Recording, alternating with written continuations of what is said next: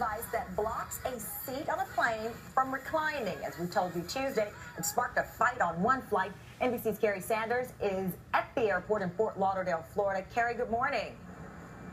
Well, good morning, Tamara. It's called the knee defender. These two little bits of plastic that can be inserted in the seat in front of you or on the plane, and it causes the seat in front of you to remain rigidly upright. Well, as you noted, the use of one of these on board a United flight recently set off a fight between two passengers. Call it the mile-high snub, when a passenger on United Flight 1462 could not recline because the man seated behind her had blocked the seat with the device known as the knee defender. A mid-air argument ensued. This YouTube video shows how the knee defender attaches to the legs of the tray table, blocking any movement from the flyer in front of you.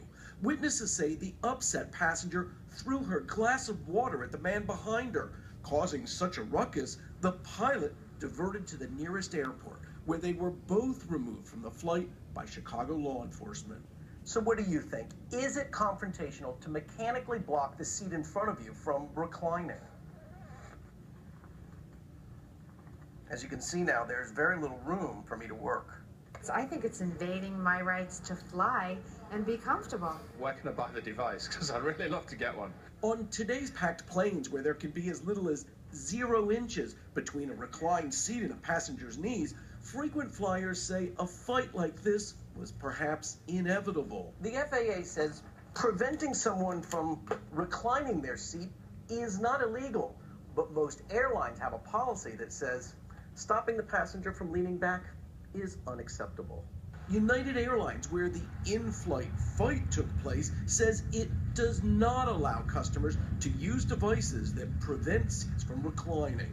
There are some seats on the plane where it reclines, the one in front of you doesn't, and there's lots of leg room. The only problem? It's in the exit row, and on most airlines today, that costs extra. It's very uncomfortable because, it's so narrow, you don't have space to relax. This airline altercation gaining so much attention, the inventor of the knee defender, Ira Goldman, is now forced to defend his product. The knee defender was not the problem here. The problem was two people on an airplane who got into an argument. If you hate the idea of this so-called knee defender, there may be just as many people who like it because they're sold only online, and in the last 24 hours, the website that sells them has repeatedly crashed because of interest. Tamara and guys, what do you think? Oh, boy. Okay, so you're leaned back. How do you feel back there? Well, this has much more room than the seats that we're talking about. Right. I don't think you need to actually use the device to stop the person in front of you from reclining. There are other ways to do it, like you keep going like this to the guy, or you go, oh, I'm really sorry.